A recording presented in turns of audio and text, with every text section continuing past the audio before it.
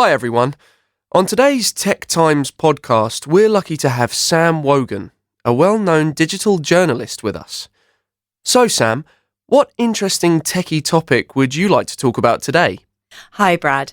Today I'd like to talk about some of the reasons why we shouldn't automatically believe everything we read online and how false information spreads so easily with the help of technology.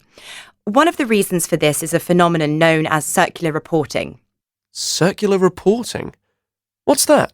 Well, it's basically reports which are based on other reports rather than on the primary evidence or source.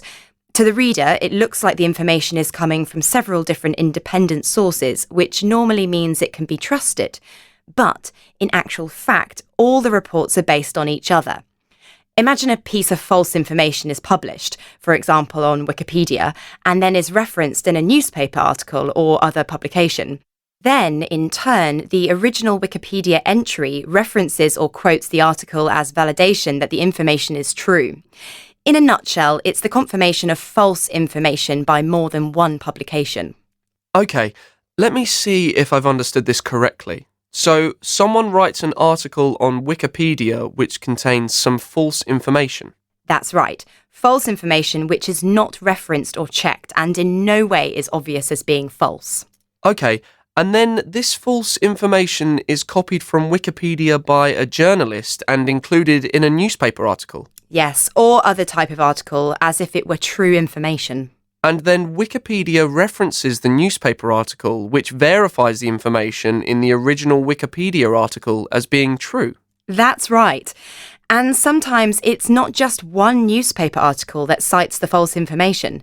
Several publications may include it, and so it becomes very difficult to prove that the original information is false. Let me give you an example.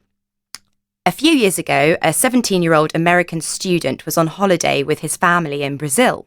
He spotted what he believed to be an aardvark, but which was in fact a type of Brazilian raccoon called a coati.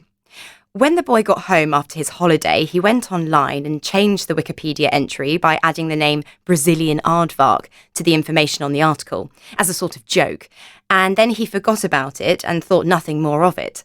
However, what started to happen was that articles and blogs began to quote the information from Wikipedia, and then those articles were re-reported as evidence in Wikipedia.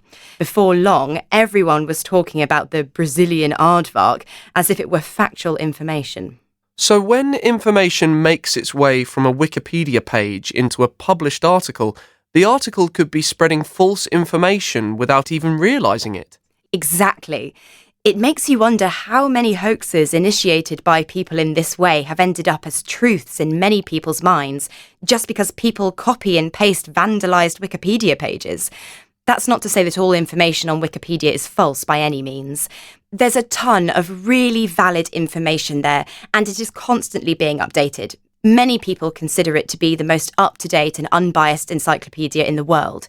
However, it is the open structure of Wikipedia compared to a traditional encyclopedia, which makes it a target to be tampered with.